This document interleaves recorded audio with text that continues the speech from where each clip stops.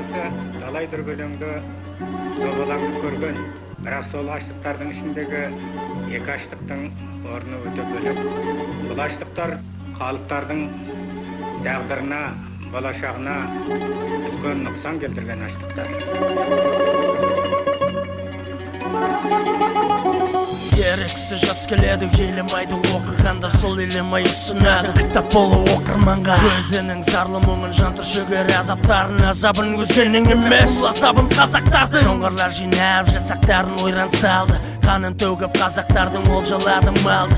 Қарсы алдық, ажалды көрсеткенмен сұрған жарды тоқтата алмады. Аштыққа дейін жанжалды, артқа тастап мал жанды, жоңғар жеді ол жаңды. Тарихшылар әлі де айта алмай отыр болжамды. Қаншамасы соғыстар, қаншамасы аштықтан, өліктердің иісі сезілген дейді қашықтан. Жанарлардан жас шыққан, нәрестелер ашыққан, исауғаннан балық іздеп кеткен еді балшақтан. Бақа шаян көрт шыққан, демала алмай түн шыққан, осы оқиға себеп болып елім айдай ән шыққан. 1921 тағайындалдық түрілікке, тарих мұны ешқашан шығар алмас өтірікке. Жылады өкіріпті жұлып жедік адам етін, көрші елдерде татқан бұл зұлматтың шетін. 1932 ашаршылықтың шырқау шегі, адамға азық болды, жасырамыз нені.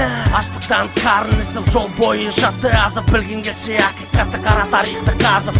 Кеңес өкіметі саясаты сасық, мұны мен емес, тарих өзі кеткен жазық.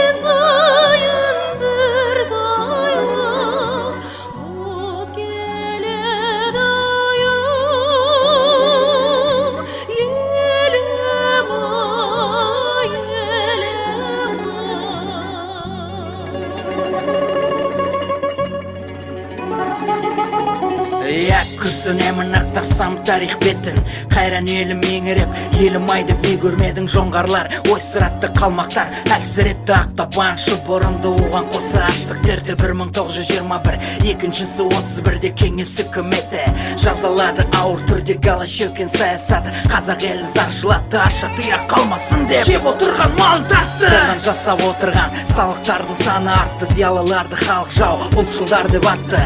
Олардың басты мақсаты құрту болды қазақтарды. 14 жылдың ішінде 4 миллионы қаза тапты. Балаларының көз жасы, аналар мұңзары, сұрапыл ұлы нәубет, жазықсыз қазақтың қаны, бір өспейді тары аштықтағы құйқа дәмі. Көрмесем де көз алдымда елім айдың зарлы әні.